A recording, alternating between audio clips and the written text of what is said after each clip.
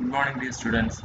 So we come to the last class of uh, the religion of the forest, and in the last class we have seen how Tagore informs us how uh, we have in the past held as places sacred, especially uh, he was talking about how uh, ancient India always found places of real natural beauty as sacred, and they opted such places for pilgrimage. And he also tells us how they never thought of these places as places for exploitation or for cultivation, or they never look at these places as places where they could find resources for their livelihood, but different from that, they always thought of these places where they could find themselves. Okay, so they could find peace, they could find that inner peace, and they could pave the way for enlightenment. So Tagore എന്താ പറഞ്ഞു വന്നതെന്ന് വെച്ച് കഴിഞ്ഞാൽ നമ്മളുടെ ഒരു പൗരാണിക ഇന്ത്യയൊക്കെ പരിശോധിക്കുകയാണെങ്കിൽ ആ കാലഘട്ടത്തിലെ മനുഷ്യരെ സംബന്ധിച്ചിടത്തോളം അവർ സേക്രഡ് ആയിട്ട് പവിത്രമായിട്ട് കണ്ടിരുന്ന അല്ലെങ്കിൽ തീർത്ഥാടന കേന്ദ്രങ്ങളായിട്ട് കണ്ടിരുന്നത് എപ്പോഴും കാടിനുള്ളിലൊക്കെ ഉള്ള പ്രകൃതി സൗന്ദര്യം വല്ലാതെ നിലനിൽക്കുന്ന ഇടങ്ങളെയാണ് അവരെപ്പോഴും എന്തിനു വേണ്ടി തിരഞ്ഞെടുത്തിരുന്നത്, ആരാധനയ്ക്ക് വേണ്ടിയിട്ട് തിരഞ്ഞെടുത്തിരുന്നത്. കാരണം ആ ഇടങ്ങളിലേക്ക് പോയി കഴിഞ്ഞാൽ they can always find that peace of mind which is required for worship. ആരാധനയ്ക്ക് ആവശ്യമായിട്ടുള്ള ആ സമാധാന അന്തരീക്ഷം അവർക്ക് അവിടെ കണ്ടെത്താൻ സാധിച്ചിരുന്നു. Now നമ്മളിപ്പോൾ പറഞ്ഞതുപോലെ they never looked at these places as places for exploitation or from where they can find resources for their livelihood. അവരുടെ ദൈനംദിന ജീവിതത്തിനുള്ള സ്രോതസ്സുകൾ കണ്ടെത്താനായിട്ടുള്ള സ്ഥലങ്ങളായിട്ട് അവരൊരിക്കലും അതിനെ കണ്ടിട്ടില്ല. ഓക്കെ, കൃഷിയോ അല്ലെങ്കിൽ അതുപോലെ പ്രകൃതിയെ ചൂഷണം ചെയ്യാനായിട്ടുള്ള ഇടങ്ങളായിട്ട് അവർ ഒരിക്കലും അതിനെ കണ്ടിട്ടില്ല. But they found these places as places where they could be free and they could find that peace of mind. So ഈ രീതിയിലാണ് പിൽക്കാലത്ത് നമ്മളുടെ ഹിമാലയാസ് ആണെങ്കിലും വിന്ധ്യപർവ്വതങ്ങളാണെങ്കിലും അതുപോലെ തന്നെ ഇപ്പം തടാകങ്ങൾ നോക്കുകയാണെങ്കിൽ മാനസരോവർ ആണെങ്കിലും അതുപോലെ തന്നെ ഗംഗയും ജമുനയും ഒക്കെ സംഗമിക്കുന്ന അലഹബാദിലെ പ്രയാഗ് പോലെയൊക്കെയുള്ള ഇടങ്ങളാണെങ്കിലും ഒക്കെ തീർത്ഥാടന കേന്ദ്രങ്ങളായി തീർന്നത് ഈ ഒരു കാഴ്ചപ്പാടിലൂടെയാണ്. കാരണം പ്രകൃതി അതിൻ്റെ പരിപൂർണതയിൽ നിൽക്കുന്ന ഇടങ്ങളിൽ മനുഷ്യനും എന്ത് ചെയ്യാൻ സാധിക്കും, തൻ്റെ പരിപൂർണതയിലേക്ക് എത്തിച്ചേരാനായിട്ട് സാധിക്കും. ആ പരിപൂർണതയാണ് that sense of freedom, that peace of mind and that kind of inner joy that you would experience when you come in close contact with nature. പ്രകൃതിയുമായിട്ട് അടുത്ത ബന്ധത്തിലെത്തുമ്പോഴത്തേക്കും നമ്മൾക്കുണ്ടാകുന്ന ആ അളവില്ലാത്ത ആനന്ദം തന്നെയാണ് എന്തെന്ന് പറയുന്നത്, എൻലൈറ്റൻമെന്റ് എന്ന് പറയുന്നത്. ഓക്കെ, സോ ഈ രീതിയിലാണ് അല്ലെങ്കിൽ ഈ രീതിയിലുള്ള കാഴ്ചപ്പാട് വെച്ച് പുലർത്തിയത് കൊണ്ടാണ് ഇന്ത്യയെ ഇന്ന് ലോകത്തെ മറ്റു രാജ്യങ്ങളൊക്കെ തന്നെ എന്താണ് ആരാധനയോടുകൂടി നോക്കിക്കാണുന്നത് അല്ലെങ്കിൽ ഇന്ത്യൻ സംസ്കാരത്തെ ബഹുമാനിക്കുന്നത് ഈ കാര്യങ്ങൾ കൊണ്ട് തന്നെയാണ്. ഓക്കെ, സോ അതുകൊണ്ടാണ് ഇവിടെ പറഞ്ഞത് India gains the world through worship, through spiritual communion, and the idea of freedom to which she aspired was based upon the realization of her spiritual unity. പ്രകൃതിയുമായിട്ടുള്ള ഈ ഒരു ആത്മീയമായിട്ടുള്ള സമന്വയം നമ്മൾക്ക് സ്ഥാപിച്ചെടുക്കാൻ സാധിച്ചത് കൊണ്ട് തന്നെയാണ് ഇന്ന് ലോകം എന്ത് ചെയ്യുന്നത്, ഇന്ത്യയെ ഉറ്റുനോക്കുന്നത്. ഇനി നമ്മൾക്ക് ബാക്കിയുള്ള ഭാഗത്തിലേക്ക് വരാം. ഇത്തിരി കാര്യങ്ങളേ ഉള്ളൂ, പക്ഷേ ഈ പറഞ്ഞതുപോലെ വളരെ ഡെപ്തുള്ള കുറച്ച് കാര്യങ്ങളാണ് ടാഗോർ സംസാരിക്കാൻ പോകുന്നത്. The characters of two eminent sages have been described in our mythology. നമ്മളുടെ പുരാണങ്ങളിൽ രണ്ട് പ്രഗത്ഭരായിട്ടുള്ള ഋഷിവര്യന്മാരെ പറ്റിയിട്ട് നമ്മളുടെ പുരാണങ്ങൾ സംസാരിക്കുന്നുണ്ട്, അവരുടെ സ്വഭാവത്തെ വർണ്ണിക്കുന്നുണ്ട്. One was Vasishtha and the other Vishwamitra. ഒന്ന് വസിഷ്ഠനും ഒന്ന് വിശ്വാമിത്രനുമാണ്. നമ്മൾ കേട്ടിട്ടുണ്ടാകും അല്ലേ, നമ്മൾ രാമായണത്തിലൊക്കെ കേട്ടിട്ടുള്ളതാണ് ആരെക്കുറിച്ച്, വസിഷ്ഠനെയും അതുപോലെ തന്നെ വിശ്വാമിത്രനെയും ഒക്കെ കുറിച്ച്. Both of them were great but they represented two different types of wisdom. ഇരുവരും ശ്രേഷ്ഠന്മാരാണ്, യശസ്വികളാണ്, but they represented two different types of wisdom. രണ്ട് വ്യത്യസ്തങ്ങളായിട്ടുള്ള ആശയത്തിൻ്റെ പ്രതിനിധികളാണ് ആരെന്ന് പറയുന്നത്, വസിഷ്ഠനും വിശ്വാമിത്രനും എന്ന് പറയുന്നത്. രണ്ടുപേരുടെയും പ്രത്യയശാസ്ത്രം ഡിഫറെൻ്റ് ആണ്. So they represented two different types of wisdom and there was conflict between them. ഇരുവർക്കുമിടയിൽ എന്തുണ്ടായിരുന്നു, ദർ വാസ് കോൺഫ്ലിക്റ്റ്, സംഘർഷം നിലനിന്നിരുന്നു. Vishwamitra sought to achieve power and was proud of it. വിശ്വാമിത്രൻ എന്ത് നേടാൻ ആഗ്രഹിച്ചു, അധികാരവും അതുപോലെ തന്നെ ശക്തിയും നേടിയെടുക്കാനായിട്ട് അദ്ദേഹം ആഗ്രഹിച്ചിരുന്നു. വിശ്വാമിത്ര സോഡ് മീൻസ് പരിശ്രമിക്കുക. He strove to achieve power and was proud of it. അതുപോലെ തന്നെ തനിക്കുള്ള അധികാരത്തെക്കുറിച്ച്, തനിക്കുള്ള ശക്തിയെക്കുറിച്ച് അങ്ങേയറ്റം അഭിമാനം ആർക്കുണ്ടായിരുന്നു? വിശ്വാമിത്രന് ഉണ്ടായിരുന്നു. ആ അഭിമാനം എന്ന് പറയുന്നത് അഭിമാനത്തിനപ്പുറത്തേക്ക് വല്ലാത്ത ഒരു ഗർവ് തന്നെയായിരുന്നു. Vasishtha was rudely smitten by that power. ആ അധികാരത്തിന്റെ ഒരു ക്ഷതം ആർക്ക് ഏൽക്കുകയും ചെയ്തു? വസിഷ്ഠന് ഏൽക്കുകയും ചെയ്തു. വസിഷ്ഠ വാസ് റൂഡ്ലി മീൻസ് പരുഷമായിട്ടുള്ള രീതിയിൽ, സ്മിറ്റൻ മീൻസ് പ്രഹരമേക്കുക. വിശ്വാമിത്രന്റെ ആ അധികാരത്തിന്റെ ഒരു ഫലം, ഒരു പ്രഹരം ആരേറ്റുവാങ്ങേണ്ടതായിട്ട് വന്നു? വസിഷ്ഠൻ ഏറ്റുവാങ്ങേണ്ടതായിട്ട് വന്നു. But his hurt and his loss could not touch the illumination of his soul. പക്ഷേ വിശ്വാമിത്രനെ ഏൽപ്പിച്ച പരിക്കിന് എന്തിനെ മാത്രമേ സ്പർശിക്കാൻ സാധിച്ചുള്ളൂ? വസിഷ്ഠന്റെ മനസ്സിനെ മാത്രമേ സ്പർശിക്കാൻ സാധിച്ചുള്ളൂ. അതിന് അദ്ദേഹത്തിന്റെ മനസ്സിനെയോ ആത്മാവിനെയോ സ്പർശിക്കാനായിട്ട് സാധിച്ചില്ല.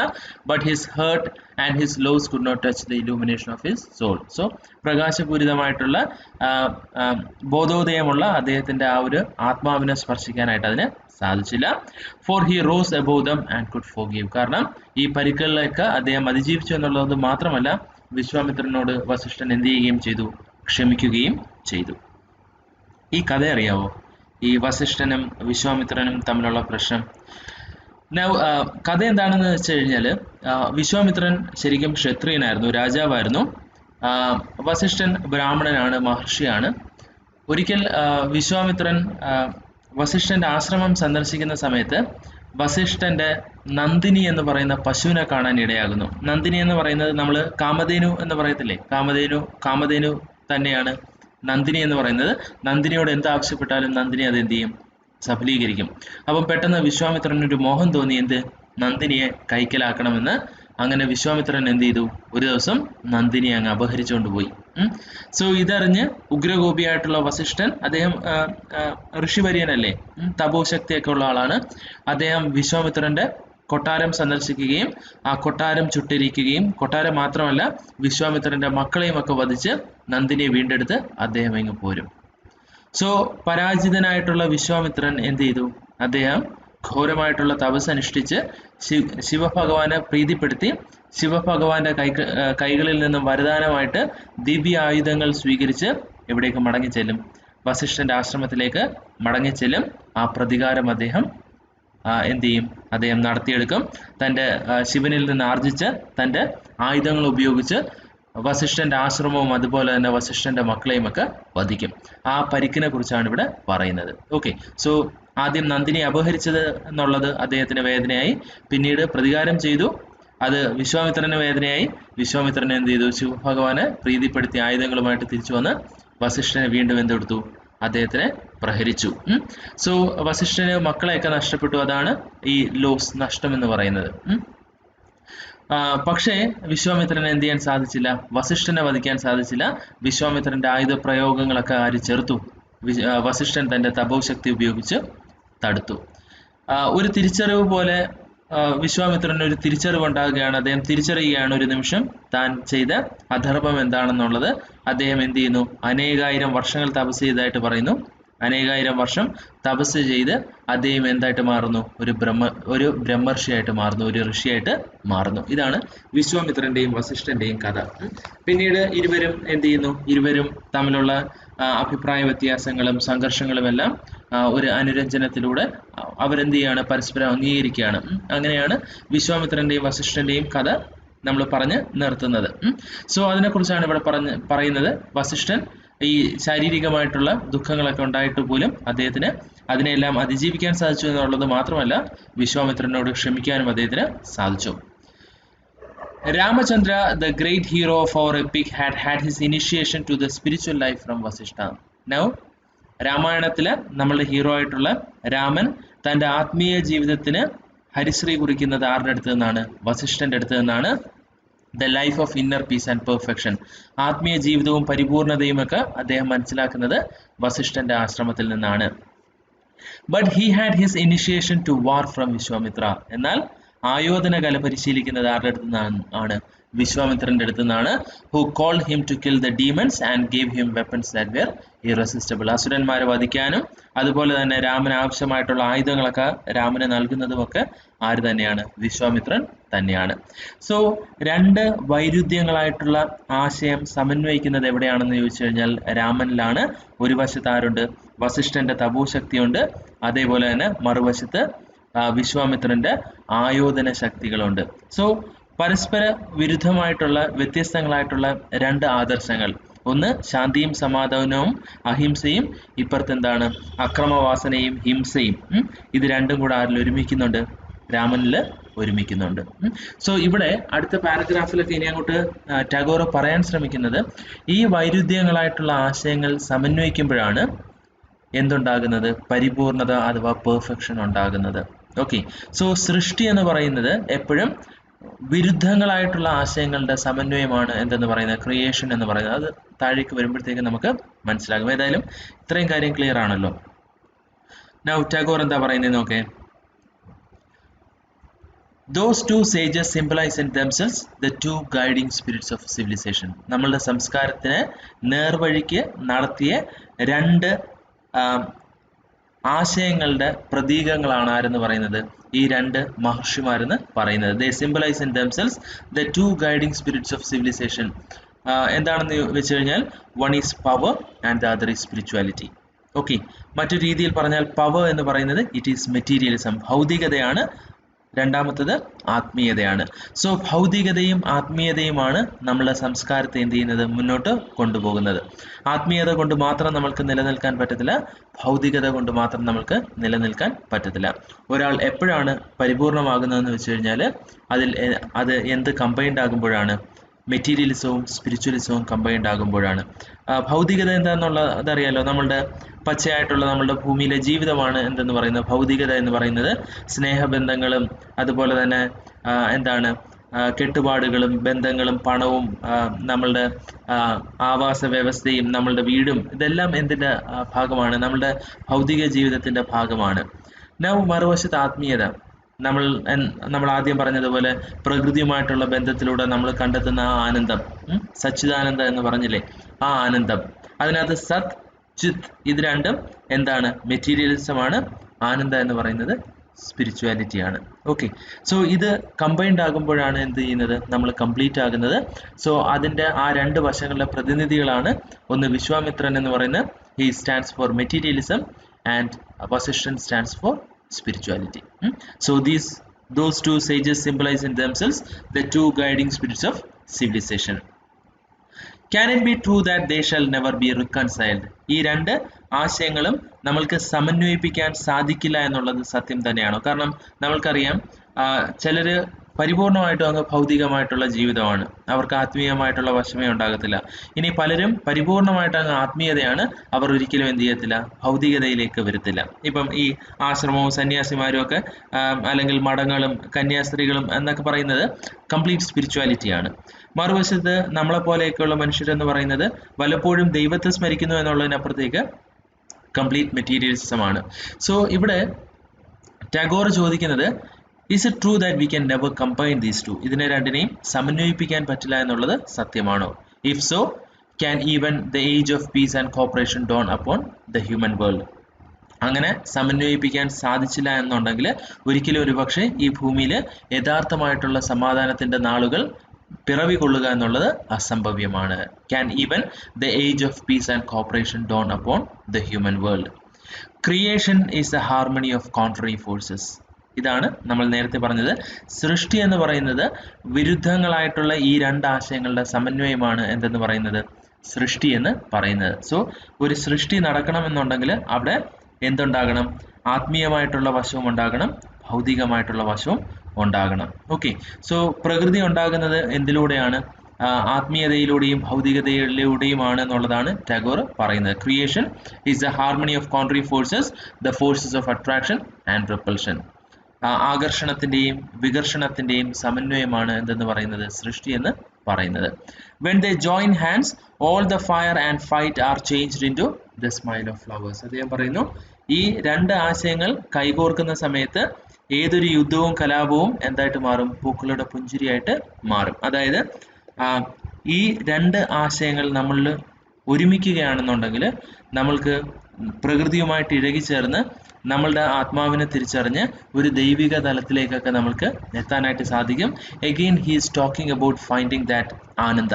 ഓക്കെ, സോ ആ ആനന്ദ എന്ന് പറയുന്ന അവസ്ഥയിലേക്ക് നമ്മൾക്ക് എത്തണം എന്നുണ്ടെങ്കിൽ there must be the union of these two contrary forces. One is materialism and the other is spirituality. The forces of attraction and that of repulsion. ഇവിടെ അട്രാക്ഷൻ എന്ന് ഉള്ളത് കൊണ്ട് മെറ്റീരിയലിസം ആണ്, അതായത് നമ്മൾക്ക് എല്ലാത്തിനോടും ആകർഷണം തോന്നുകയാണ്.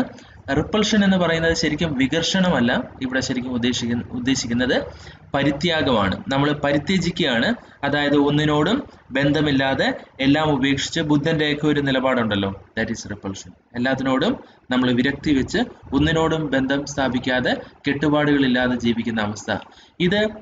അത് മാത്രമായി പോയി കഴിഞ്ഞാൽ you can never find happiness, you can never find bliss.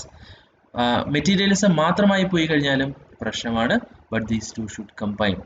നമ്മളിപ്പം ഈ ഓഷോയൊക്കെ പോലെയുള്ള സ്പിരിച്വൽ ലീഡേഴ്സിനെയൊക്കെ നോക്കുകയാണെങ്കിൽ അവർ പലപ്പോഴും പ്രചരിപ്പിച്ചിരുന്നത് ഈ ഒരു ആശയമാണ്, that you can find perfection only in the harmonious union of materialism and spirituality.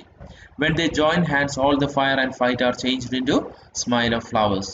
When there is only one of them triumphant and the other defeated, then either there is death of cold rigidity or that of suicidal explosion. ഇതിലേതെങ്കിലും ഒന്ന് മാത്രമാകുകയാണെങ്കിൽ, ഒന്ന് ജയിക്കുകയും ഒന്ന് പരാജയപ്പെടുകയും ചെയ്യുകയാണെങ്കിൽ, when there is only one of them triumphant means വിജയിക്കുക, and the other defeated, മറ്റൊന്ന് പരാജയപ്പെടുകയാണെങ്കിൽ, then there is either death of cold rigidity means വല്ലാത്തൊരു മടുപ്പും മരവിപ്പും മാത്രമായി പോകും ജീവിതം, or that of suicidal explosion, അല്ലെങ്കിൽ ആത്മഹത്യാപരമായിട്ടുള്ള ഒരു സ്ഫോടനമായിട്ട് ജീവിതം മാറും. ഏതെങ്കിലും ഒന്ന് മാത്രമാകുകയാണെങ്കിൽ, മെറ്റീരിയലിസം മാത്രമാണ് എന്നുണ്ടെങ്കിൽ നമ്മൾക്കൊരിക്കലും ആത്മീയത തിരിച്ചറിയാൻ സാധിക്കത്തില്ല. ആത്മീയത മാത്രമായി പോയി കഴിഞ്ഞാൽ ജീവിതം എന്താണെന്നുള്ളത്, മനുഷ്യൻ എന്താണെന്നുള്ളത്, ബന്ധങ്ങളുടെ മൂല്യം എന്താണെന്നുള്ളത് നമുക്ക് തിരിച്ചറിയാൻ പറ്റാതെ പോകും. സോ ഇത് രണ്ടും എന്ത് വേണം? ഈക്വലി പ്രൊപ്പോർഷനേറ്റ് ആയിട്ട് ഉണ്ടാകണം. So there must be a kind of chemistry between materialism and spirituality where they would combine together in perfect proportion. ഒരു പെർഫെക്റ്റ് ആയിട്ടുള്ള പ്രൊപ്പോർഷനിൽ ഇത് രണ്ടും കൂടെ കമ്പൈൻ ചെയ്യുമ്പോഴാണ് that you can find that kind of enlightenment, that kind of realization, that state of ananda. Now we come to the last paragraph. ഞാൻ just ഒന്ന് pose ചെയ്യുവാണ്, ഒരു minute. Okay, we can continue. Humanity for ages has been busy with the one great creation of spiritual life. Now മനുഷ്യരാശി കാലഘട്ടങ്ങളോളമായിട്ട് വല്ലാത്ത തിരക്കിലാണ് എന്തിനെ സൃഷ്ടിക്കാൻ വേണ്ടിയിട്ട്? ആത്മീയമായിട്ടുള്ള ജീവിതം സൃഷ്ടിക്കാൻ വേണ്ടിയിട്ട്. നമ്മൾ ഒന്ന് നോക്കുകയാണെങ്കിൽ ഒരു വശത്ത് മനുഷ്യർ വല്ലാതെ ശ്രമിക്കുന്നുണ്ട് എന്തിനു വേണ്ടിയിട്ട്? ആത്മീയതയ്ക്ക് വേണ്ടിയിട്ട്. ഒരുപാട് മനുഷ്യർ അവരുടെ പ്രയത്നങ്ങളും അതുപോലെ തന്നെ അവരുടെ ആയുസ്സും ഒക്കെ എന്തിനു വേണ്ടിയിട്ട് ചെലവാക്കുന്നുണ്ട്? ആത്മീയമായിട്ടുള്ള ജീവിതം സൃഷ്ടിച്ചെടുക്കാൻ വേണ്ടിയിട്ടുള്ള ഒരു ശ്രമം നടക്കുന്നുണ്ട്. Its best wisdom, its discipline, its literature and art, all the teachings and self sacrifice of its noblest teachers have been for this. അങ്ങനെയുള്ള വിഭാഗത്തിൽപ്പെടുന്ന ഏറ്റവും ശ്രേഷ്ഠരായിട്ടുള്ള മനുഷ്യർ, നമ്മളുടെ ആത്മീയ നേതാക്കന്മാർ, for instance like Swami Vivekananda or like Swami Dayananda Saraswati, അല്ലെങ്കിൽ നമ്മൾ ഈ വിശുദ്ധരായിട്ടൊക്കെ തിരഞ്ഞെടുക്കുന്ന, ഇപ്പം ക്രിസ്ത്യാനിറ്റി നോക്കുകയാണെങ്കിൽ വിശുദ്ധരായിട്ടൊക്കെ തിരഞ്ഞെടുക്കപ്പെടുന്ന മനുഷ്യരെയൊക്കെ നോക്കുകയാണെങ്കിൽ അവരുടെ ഒരു വിവേകവും അവരുടെ ഒരു അച്ചടക്കവും അവർ എഴുതിയിട്ടുള്ള സാഹിത്യകൃതികളും അതുപോലെ തന്നെ അവർ നൽകിയിട്ടുള്ള പാഠങ്ങളും, ലൈക്ക് ബുദ്ധൻ നമ്മൾക്ക് നൽകിയിട്ടുള്ള പാഠങ്ങളും അവരുടെ ത്യാഗങ്ങളാണെങ്കിലും ഒക്കെ തന്നെ എന്തിനു വേണ്ടിയിട്ടാണ്? ഈ ഒരു ആത്മീയ ജീവിതം സൃഷ്ടിച്ചെടുക്കാൻ വേണ്ടിയിട്ടാണ്, അല്ലെങ്കിൽ മറ്റുള്ളവർക്ക് ആത്മീയത എന്താണെന്ന് പഠിപ്പിച്ചു കൊടുക്കാൻ വേണ്ടിയിട്ടാണ്. But the harmony of the contrary forces which give their rhythm to all creation has not yet been perfected by man in his civilization, and the creator in him is baffled over and over again. പക്ഷേ ഇവരാരും തന്നെ, അല്ലെങ്കിൽ പൊതുവെ ഭൗതികവാദികളായിട്ടുള്ള അല്ലെങ്കിൽ ഭൗതിക ജീവിതം നയിക്കുന്നവർക്കിടയിൽ നിന്നാണെങ്കിൽ പോലും ഇതിൻ്റെ ഒരു സമന്വയത്തെ പറ്റിയിട്ട്, ഏത് രീതിയിലാണ് ഭൗതികതയും ആത്മീയതയും ഒത്തുചേരേണ്ടത് എന്നുള്ളതിനെ കുറിച്ച്, അല്ലെങ്കിൽ അങ്ങനെ ഒത്തുചേരുന്നതിലൂടെ നമ്മൾക്കുണ്ടാകാവുന്ന മെച്ചപ്പെട്ട ജീവിത അവസ്ഥയെക്കുറിച്ച് ഇതുവരെ ആരും അങ്ങനെ പ്രതിപാദിച്ചതായിട്ട് നമ്മൾ കാണുന്നില്ല. But the harmony of contrary forces which give their rhythm to all creation. Okay. So ഈ ഒരു എന്താണ് വിരുദ്ധങ്ങളായിട്ടുള്ള ശക്തികൾ സമന്വയിക്കുന്നതാണ് എല്ലാ സൃഷ്ടിക്കും അതിൻ്റെ താളം നൽകുന്നത്. ഓക്കെ. സോ സൃഷ്ടികളെല്ലാം നിലകൊള്ളുന്നത് എന്തുള്ളത് കൊണ്ടാണ്? ഭൗതികതയും ആത്മീയതയും ഒരുപോലെ ഒന്നു ചേരുന്നത് കൊണ്ടാണ്. പക്ഷേ even this harmony of contrary forces that give rhythm to all creation has not been perfected by man in his during the time of their life or during the course of civilization. ഇതേവരെ ആരും തന്നെ എന്ത് ചെയ്തിട്ടില്ല, ഈ എന്താ നമ്മളുടെ സംസ്കാരത്തിൽ പണ്ട് തൊട്ട് ഇന്നേ വരെ ഈ ഒരു ആശയത്തെ പറ്റിയിട്ട് അധികമായിട്ട് ആരും തന്നെ സംസാരിച്ചിട്ടില്ല. And the creator in him is baffled over and over again. നമ്മളിൽ ഉറങ്ങിക്കിടക്കുന്ന ഈശ്വരഭാവം വല്ലാതെ കൺഫ്യൂസ്ഡ് ആണ് എന്ന് ആര് പറയുന്നു? ടാഗോർ പറയുന്നു. കാരണം നമ്മളുടെ എല്ലാം ഉള്ളിൽ എന്തുണ്ട്? സൃഷ്ടാവിൻ്റെ അംശമുണ്ട്. പക്ഷേ ആ സൃഷ്ടാവിൻ്റെ അംശം ഈ രണ്ട് വിരുദ്ധങ്ങളായിട്ടുള്ള ശക്തികളുടെ സമന്വയമാണ് എന്ന് നമ്മൾ തിരിച്ചറിയാത്തത് കൊണ്ട് തന്നെ Tagore says that the creator in us is baffled over and over again. Baffled means confused. കാരണം നമ്മൾ ആ സൃഷ്ടാവിൻ്റെ ഒരു വശം മാത്രമേ എപ്പോഴും എന്ത് ചെയ്യുന്നുള്ളൂ, നമ്മൾ ശ്രദ്ധിക്കുന്നുള്ളൂ. നമ്മൾ കൂടുതലും നമ്മൾ കരുതും ഈശ്വരൻ എന്ന് പറയുന്നത് എന്ത് മാത്രമാണ്? ആത്മീയത മാത്രമാണെന്ന് കരുതും. പക്ഷേ എത്രത്തോളം ആത്മീയമാണോ അത്രത്തോളം ഭൗതികം കൂടെയാണ് എന്തെന്ന് പറയുന്നത്? ഈശ്വരൻ എന്ന് പറയുന്നത്. He comes back to his work however and makes himself busy building his world in the midst of desolation and ruins. ഇനി ഭൗതികവാദികൾ നോക്കുകയാണെങ്കിൽ ഈ ആത്മീയത വേണം എന്നുള്ളത് ആ ഒരു കാര്യം തിരിച്ചറിയാതെ ഓരോ ദിവസവും എന്ത് ചെയ്യും? തൻ്റെ ജോലി സ്ഥലത്തേക്ക് വരും. And he makes himself busy building his world. തൻ്റേതായിട്ടുള്ള ഒരു ലോകം പടുത്തുയർത്തുന്ന കാര്യത്തിൽ എപ്പോഴും എന്തായിരിക്കും? സദാ മുഴുകിയിരിക്കും. In the midst of desolation and ruins. പക്ഷേ അവൻ്റെ ജീവിതം എപ്പോഴും എന്തിന് നടുവിലായിരിക്കും? വല്ലാത്ത ഒരു ഏകാന്തമായിട്ടുള്ള അവശിഷ്ടങ്ങളുടെ നടുവിലായിരിക്കും എപ്പോഴും അവൻ നിലകൊള്ളുന്നത്. Because he does not have spirituality in him. His history is a history of aspiration interrupted and renewed. അവൻ്റെ ഒരു ചരിത്രം എന്ന് പറയുന്നത് എപ്പോഴും ആഗ്രഹങ്ങളുടെയും തടസ്സപ്പെട്ടു പോകുന്ന ആഗ്രഹങ്ങളുടെയും അതുപോലെ തന്നെ ആഗ്രഹങ്ങളെ പുനരുജ്ജീവിപ്പിച്ച് വീണ്ടും അതിന് പിന്നാലെയുള്ള പ്രയാണത്തിൻ്റെയും ഒക്കെ ജീവിതമാണ്, ചരിത്രമാണ് ആരുടേത്? മനുഷ്യൻ്റേത്. സോ ടാഗോർ എന്താ ഇവിടെ പറയുന്നതെന്ന് വെച്ച് കഴിഞ്ഞാൽ എപ്പോഴും മനുഷ്യൻ ഏതെങ്കിലും ഒരു മേഖലയിലായിരിക്കും വല്ലാതെ വ്യാപൃതരാകുന്നത്. ഒന്നുകിൽ കുറേ ആളുകൾ ആത്മീയതയുടെ പിറകിലേക്ക് പോകും, കുറേ ആളുകൾ ആത്മീയത എന്താണെന്ന് തിരിച്ചറിയാതെ അവരുടെ ഭൗതിക ജീവിതവുമായിട്ട് മുന്നോട്ട് പോകും.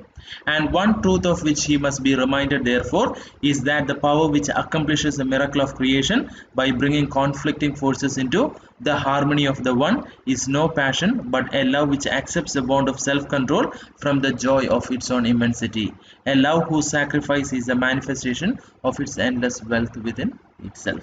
Now എന്താ പറയുന്നതെന്ന് വെച്ച് കഴിഞ്ഞാൽ ഇനി ഇങ്ങനെയുള്ള മനുഷ്യരെ ഏതെങ്കിലും ഒരു നഗ്ന സത്യം ഓർമ്മപ്പെടുത്തേണ്ടതായിട്ട് ഉണ്ട് എന്നുണ്ടെങ്കിൽ one truth of which he must be reminded. നമ്മൾ ഓരോ മനുഷ്യരും സദാ നമ്മളെ ഓർമ്മപ്പെടുത്തേണ്ട ആ ഒരു സത്യം എന്താണെന്ന് വെച്ച് കഴിഞ്ഞാൽ the power which accomplishes the miracle of creation. സൃഷ്ടി എന്ന് പറയുന്ന ആ ഒരു ഉദ്യമം നടപ്പിലാക്കുന്ന ആ ഒരു ശക്തി, നമ്മൾ ഈശ്വരൻ എന്ന് വിളിക്കുന്ന ആ ഒരു ശക്തി, the power which accomplishes the miracle of creation by bringing conflicting forces into the harmony of the one. ആ ഒരു ശക്തി എന്താ ചെയ്യുന്നതെന്ന് വെച്ച് കഴിഞ്ഞാൽ it brings together these conflicting forces.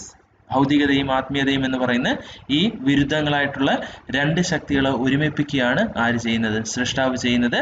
to accomplish the miracle of creation. In order to perform that task of creation, he brings together conflicting forces into the harmony of the one, and it is no passion but a love. അത് എന്തല്ല? അതിര് കടന്ന ആസക്തിയല്ല. Passion means ആസക്തിയല്ല. But it's a kind of love which is Ananda itself, but a love which accepts the bond of self-control from the joy of its own immensity. നമ്മൾ നേരത്തെ പറഞ്ഞതുപോലെ സ്പിരിച്വാലിറ്റിയുടെ ഒരു പ്രത്യേകതയാണ് എന്തെന്ന് പറയുന്നത്? ആ ആത്മനിയന്ത്രണം എന്ന് പറയുന്നത്.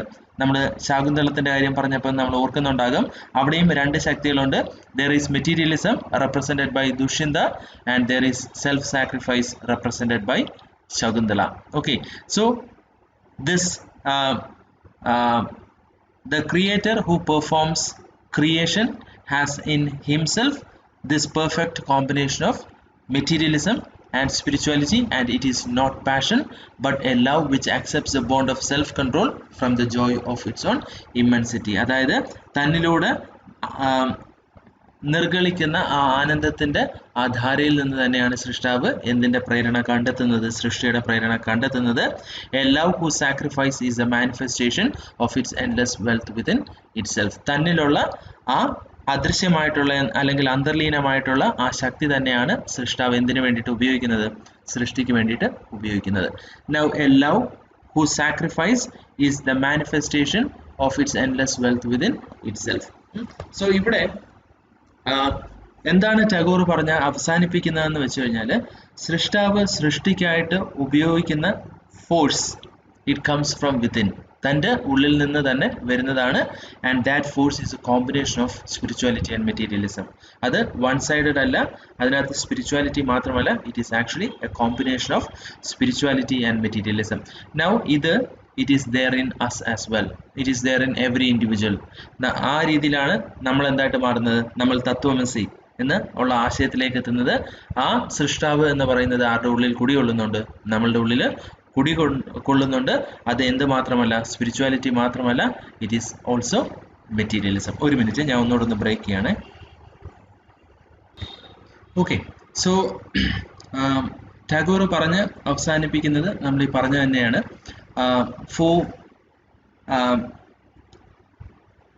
The act of creation to take place, സൃഷ്ടി എന്ന് പറയുന്ന ആ ഒരു പ്രക്രിയ നടക്കാനായിട്ട് there must be a perfect balance between materialism and spirituality. Okay, so അപ്പം എസ്സേയിൽ അത്രയും കാര്യങ്ങളേ ഉള്ളൂ. ദെൻ ഇവിടെ ടാഗോറിനെ പറ്റിയിട്ട് ചെറിയൊരു നോട്ടുണ്ട്. Tagore was born in 1861 and he died in 1941. Was born in Calcutta, you know, and he achieved fame as a multifaceted genius and a polymath. Polymath means someone who is an expert in many fields of knowledge. അറിവിന്റെ പല മേഖലകളിൽ expert ആയിട്ടുള്ളവരെയാണ് നമ്മൾ പോളിമാത്ത് എന്ന് പറയുന്നത്. he is a multifaceted genius. ഈ നമ്മൾ ബഹുമുഖ പ്രതിഭ എന്ന് പറയത്തില്ലേ, that's it. He went to England to learn law and later evolved as a writer, educator and philosopher. So ഇംഗ്ലണ്ടിൽ law പഠിക്കാനായിട്ട് പോയി, and then he became a writer, educator and philosopher. He was instrumental in reshaping Bengali literature, art and music. And in 1913 he became the first non-European to win the Nobel Prize in Literature for his work Geetanjali. Okay, now അദ്ദേഹം ബംഗാളി സാഹിത്യത്തിനെ പുനഃസംഘടിപ്പിക്കുന്ന കാര്യത്തിലൊക്കെ അദ്ദേഹം സുപ്രധാനമായിട്ടുള്ള പങ്ക് വഹിച്ചു. 1913 he became the first non-European to win the Nobel Prize in Literature. സാഹിത്യത്തിനുള്ള Nobel സമ്മാനം ലഭിക്കുന്ന ആദ്യത്തെ Europe ഇതര എഴുത്തുകാരൻ എന്ന് പറയുന്നത്, ഒരു യൂറോപ്യൻ അല്ലാതെയുള്ള ഒരു എഴുത്തുകാരൻ എന്ന് പറയുന്നത് ടാഗോർ ആണ്. And he won it for his work Geetanjali. Often referred to as Gurudev and Bard of Bengal, Tagore has written poems, songs, novels, stories, plays and essays. പലപ്പോഴും അദ്ദേഹത്തിന് ഗുരുദേവ് എന്ന് വിളിക്കാറുണ്ട്. And Bard of Bengal, Bard means poet. അങ്ങനെയൊക്കെ അദ്ദേഹത്തെ നമ്മൾ describe ചെയ്യാറുണ്ട്. അദ്ദേഹം കവിതകളും പാട്ടുകളും അതുപോലെ തന്നെ നോവലുകളും കഥകളും നാടകങ്ങളും എസ്സേസും ഒക്കെ അദ്ദേഹം എഴുതിയിട്ടുണ്ട്. He was knighted in the year 1915. Knighted means sir പദവി കൊടുക്കുക. ബ്രിട്ടീഷ് ഗവൺമെന്റ് സർ പദവി കൊടുത്ത് 1915 അദ്ദേഹത്തെ ആദരിച്ചെങ്കിലും but he repudiated it in protest of Jallianwala വാലാബാഗ് മാസക്കർ. എന്നാൽ അദ്ദേഹം അത് തിരസ്കരിച്ചു. എന്തിനെ തുടർന്ന്? ജാലിയൻ വാലാബാഗ് മാസക്കർ, ജാലിയൻ വാലാബാഗ് ദുരന്തത്തിൽ പ്രതിഷേധിച്ച് അദ്ദേഹം സർ പദവി തിരസ്കരിക്കുകയാണ് ചെയ്തത്. Tagore is regarded as the exponent of Bengali renaissance. Okay, Bengali നവോത്ഥാനത്തിൻ്റെയൊക്കെ വക്താവ് എന്നുള്ള നിലയിൽ നമ്മൾ ടാഗോറിനെ പ്രകീർത്തിക്കുന്നുണ്ട്. അദ്ദേഹത്തെ കണക്കാക്കുന്നത് ആ രീതിയിലാണ്. അത്രത്തോളം കോൺട്രിബ്യൂഷൻസ് അദ്ദേഹം ചെയ്തിട്ടുണ്ട്. He establish the renowned Visva Bharati university located in Shantiniketan, West Bengal. അതുപോലെ തന്നെ ശാന്തിനികേതനിലുള്ള വിശ്വഭാരതി സർവകലാശാലയുടെ സ്ഥാപനം കൂടെയാണ് Tagore. Tagore is hailed as a mystic poet and his love for nature is profound. Tagore is hailed as a mystic poet. Mystic poet means നമ്മൾ ഈ ഭക്തി കവി എന്നൊക്കെ പറയത്തില്ലേ, ഒരു ഭക്തി കവി എന്നുള്ള നിലയിലൊക്കെ നമ്മൾ ടാഗോറിനെ കാണുന്നുണ്ട്. അദ്ദേഹത്തിന് പ്രകൃതിയോടുള്ള സ്നേഹം ഈസ് പ്രൊഫൗണ്ട് മീൻസ് ഡീപ്പ്, വളരെ ആഴത്തിലുള്ള ബന്ധമാണ് അദ്ദേഹത്തിന് പ്രകൃതിയുമായിട്ടുള്ളത്. For him the serenity of nature symbolized freedom and the forest were central to his works. അദ്ദേഹത്തെ സംബന്ധിച്ചിടത്തോളം പ്രകൃതി എന്ന് പറയുന്നത് എന്തിന്റെ പ്രതീകമാണ്? ശാന്തിയുടെയും അതുപോലെ തന്നെ സ്വാതന്ത്ര്യത്തിൻ്റെയൊക്കെ പ്രതീകമാണ്. And the forest were central to his works. അദ്ദേഹത്തിന്റെ പല കൃതികളിലും പശ്ചാത്തലമായിട്ട് എന്ത് വരുന്നുണ്ട്? കാടുകൾ വരുന്നുണ്ട്. His essay titled The Religion of Forest emphasizes the significance of forest in Indian life and culture. Indian ജീവിതത്തിലും സംസ്കാരത്തിലും ഫോറസ്റ്റിന് ഉള്ള പ്രാധാന്യത്തെക്കുറിച്ചാണ് അദ്ദേഹം ഈ എസ്സേയിൽ സംസാരിക്കുന്നത്. നമ്മളത് കണ്ടു. The ancient Indians venerated the forest and considered them as place of perfection and as the source of water and life. പുരാതന കാലത്തുണ്ടായിരുന്ന ഭാരതീയര് they venerated the forest. Venerate means to worship. They worshipped the forest and considered them as places of perfection and as a source of water and life. അവര് കാടുകളെ കണ്ടിരുന്നത് എന്തായിട്ടാണ്? പരിപൂർണതയുടെ ഇടങ്ങളായിട്ട്, അതുപോലെ തന്നെ ജീവന്റെയും അതുപോലെ തന്നെ ജലത്തിന്റെയും ഒക്കെ സ്രോതസ്സുകളായിട്ടാണ് അവർ കാടുകളെ കണ്ടിരുന്നത്. Tagore says that the forest teaches humanity about union and compassion, and in this essay he traces how writers have employed forest as the milieu for their creative works. Now Tagore പറയുന്നു, ഏത് രീതിയിലാണ് വനങ്ങൾ നമ്മളെ എന്ത് പഠിപ്പിക്കുന്നത്? മനുഷ്യരാശി എന്ത് പഠിപ്പിക്കുന്നത്? About union and compassion. സമന്വയം എന്താണെന്നുള്ളത്, സഹതാപം എന്താണെന്നുള്ളത്, അല്ലെങ്കിൽ സ്നേഹം എന്താണ്, നന്മ എന്താണെന്നൊക്കെ ഉള്ളത് നമ്മളെ പഠിപ്പിക്കുന്നത് ഫോറസ്റ്റ് ആണ്.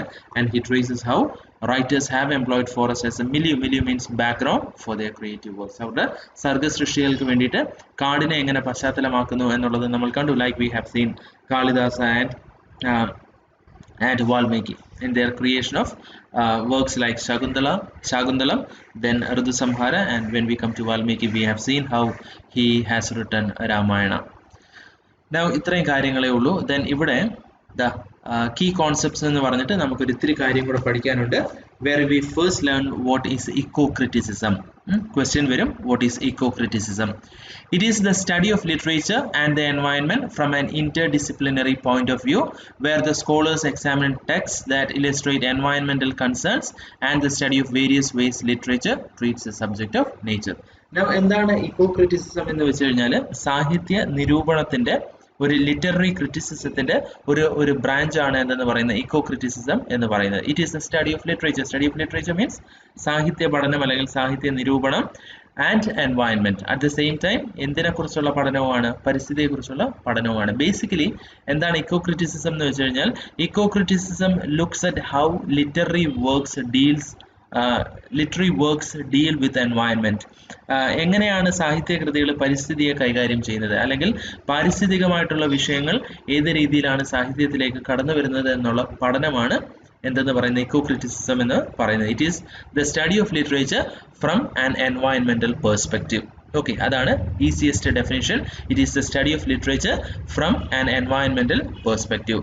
സോ ഇത് ഇക്കോ ക്രിറ്റിസിസം എന്ന് പറയുന്നത് ഒരു ഇന്റർഡിസിപ്ലിനറി സ്റ്റഡിയാണ്. ഇന്റർഡിസിപ്ലിനറി മീൻസ് അറിവിന്റെ വിവിധ ശാഖകളെ സമന്വയിപ്പിക്കുന്നതിനെയാണ് നമ്മൾ ഇന്റർഡിസിപ്ലിനറി എന്ന് പറയുന്നത്. ബിക്കോസ് ലിറ്ററേച്ചർ എന്ന് പറയുന്നത് ഒന്നാണ്, ഇക്കോളജി എന്ന് പറയുന്നത് മറ്റൊന്നാണ്. സോ ഇക്കോളജി പ്ലസ് ലിറ്ററേച്ചർ ആണ് എന്തെന്ന് പറയുന്നത് ഇക്കോ ക്രിറ്റിസിസം എന്ന് പറയുന്നത്. നമ്മൾ പറഞ്ഞതുപോലെ it is a study of literature from an എൻവയൺമെന്റൽ perspective. So it is basically interdisciplinary by nature because it combines two discipline. One is literature and the other is ecology. Okay. So it is a study of literature and the environment from an interdisciplinary point of view, where the scholars examine text എന്ന് പറയുന്ന books of literature, literary works that illustrate environmental concerns. പാരിസ്ഥിതികമായിട്ടുള്ള വിഷയങ്ങൾ കൈകാര്യം ചെയ്യുന്ന സാഹിത്യ കൃതികളെ ആയിരിക്കും ആര് പഠിക്കുക? Scholars പഠിക്കുക. Where the scholars examine texts that illustrate or demonstrate environmental concerns and study the various ways literature treats the subject of nature. അതിനോടൊപ്പം അവരെന്ത് പഠിക്കും? ഏതെല്ലാം രീതിയിലാണ് സാഹിത്യം ഏത് വിഷയത്തെ കൈകാര്യം ചെയ്യുന്നത്? പ്രകൃതി എന്ന് പറയുന്ന വിഷയത്തെ കൈകാര്യം ചെയ്യുന്നത്. Okay, so eco-criticism is the study of literature from an environmental perspective, where scholars study literary texts that deals with environmental concerns. They also study the various ways in which literature treats the subject of nature. Now, ecosystem നമ്മൾക്കറിയാവുന്നതാണ്. It is a community of living organisms in combination with the non-living components of their environment interacting as a system, which includes biotic and abiotic components. So ecosystem എന്താണെന്ന് വെച്ച് കഴിഞ്ഞാൽ it's a space where the biotic and abiotic components of nature interact. ബയോട്ടിക്കും അബയോട്ടിക്കുമായിട്ടുള്ള components interact ചെയ്യുന്ന space ആണ് എന്തെന്ന് പറയുന്നത് ecosystem എന്ന് പറയുന്നത്. So it is basically a community. കാരണം ഒരുപാട് ജീവജാലങ്ങളുണ്ട്. It is a community of living organism in combination with the non-living components of nature, and they interact as a system which includes both biotic and abiotic components. Then biotic and abiotic factors എന്താണെന്നുള്ളതാണ്. Biotic factors include all living organisms. ജീവജാലങ്ങളെയാണ് നമ്മൾ എന്തെന്ന് പറയുന്നത്, biotic factors എന്ന് പറയുന്നത്. Abiotic factors are the non living parts of the environment which include climatic factors, topography etcetera. മണ്ണും കല്ലും ജലവും അതുപോലെ തന്നെ അന്തരീക്ഷ വായുവും ഒക്കെ അടങ്ങുന്നതാണ് എന്തെന്ന് പറയുന്നത്, അബയോട്ടിക് ഫാക്ടേഴ്സ് എന്ന് പറയുന്നത്. സോ അവയുടെ ഇന്ററാക്ഷൻ ആണ് എന്തെന്ന് പറയുന്നത്, ecosystem എന്ന് പറയുന്നത്. So biotic and abiotic factors interact with each other to form a system which we call as ecosystem. അപ്പം അത്രയും കാര്യങ്ങളേ ഉള്ളൂ നമ്മൾക്ക് ഈ യൂണിറ്റിൽ പഠിക്കാനായിട്ട്. എസ്സേ നല്ലതുപോലെ വായിച്ചു നോക്കുക. എന്തെങ്കിലും സംശയങ്ങളുണ്ടെങ്കിൽ ഞാൻ ഈ വീഡിയോ പോസ്റ്റ് ചെയ്ത് കഴിയുമ്പോഴത്തേക്കും കമൻ്റ് ആയിട്ട് നിങ്ങളുടെ സംശയങ്ങൾ എന്നെ അറിയിച്ചാൽ മതി, ഞാനത് പറഞ്ഞുതരാം. ഓക്കെ, അപ്പം see you in the next class. Okay.